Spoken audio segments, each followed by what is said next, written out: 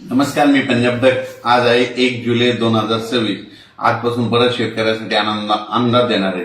तर सर्वप्रथम शेतकऱ्यासाठी एक जे ऊस उत्पादक शेतकरी आहेत त्यांच्यासाठी आनंदाची बातमी, जे गोदावरी नदी आहे नाशिक जिल्ह्यातून जिचा उगम स्थान आहे, तर त्या गोदावरी नदीला मात्र 1 जुलै ते 12 जुलैच्या दरम्यान पूर येणारे, महापूर येणारे म्हणून हे सर्वप्रथम अंदाज शेतकऱ्यांनी लक्षात येतात। आणि ज्यांची पाईपलाईन असेल एखाद्या मोटर असेल तर तुम्ही तुमचं काढण्याची तयारी ठेवायची। कारण की राज्यामध्ये काय होणार आहे की आता 1 तारखेपासून आजपासून ते 12 जुलैपर्यंत उत्तर महाराष्ट्राकडे नंदुरबार जिल्हा झालं, धुळे जिल्हा झालं, नाशिक जिल्हा झालं, इगतपुरी त्या परिसरामध्ये काय होणार आहे, अतिमुसळधार पाऊस पडणार आहे, अतिवृष्टी होणार आहे।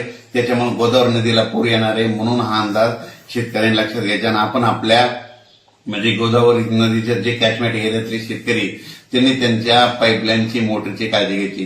त्याच्यानंतर राज्यात सांगायचं झालं तर आजपासून राज्यामध्ये पावसाचा जोर वाढत जाणार आहे। हे पाऊस 8 जुलैपर्यंत सगळीकडे असा दररोज वेगवेगळ्या भागात जोराचा पडणार आहे म्हणून हा अंदाज लक्षात येतो।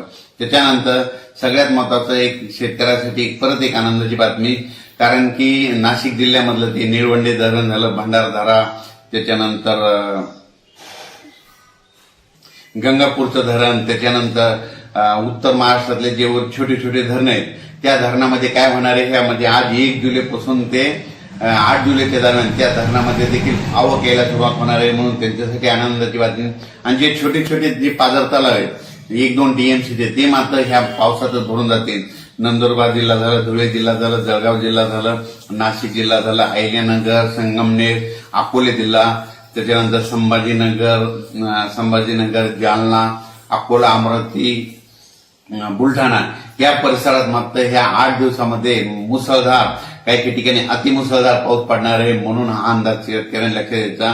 आणि त्याच्यानंतर राज्यामध्ये आज म्हणजे पश्चिम महाराष्ट्राकडे पाहिलं तर सोलापूर जिल्हा, धाराशिव जिल्हा, लातूर जिल्हा, इकडं सांगली जिल्हा, कोल्हापूर, सातारा त्या परिसरामध्ये बारामती, अहिल्यानगर हे पट्टा, बीडचा काही भाग तिकडे मात्र आज मध्ये 1, 2, 3च्या दरम्यान 1 जुलै, 2 जुलै, 3च्या दरम्यान कोल्हापूर, सांगली, सातारा, सोलापूर तिकडं आज देखील बऱ्याच ठिकाणी पावसाला सुरुवात होणार आहे म्हणून हा अंदाज त्या शेतकऱ्यांना लक्षात येतो। मराठवाड्यात देखील आजपासून 1 जुलैपासून ते 8 जुलैपर्यंत दररोज वेगवेगळ्या भागात जोराचा पाऊस पडणार आहे म्हणून मराठवाड्याच्या शेतकऱ्यांनी अंदाज लक्षात येतात।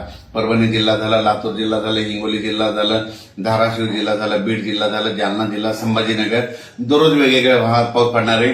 आणि जे भाग सुटलेला त्या भागात देखील पेरणी होणार आहे म्हणून अंदाज लक्षात येतात।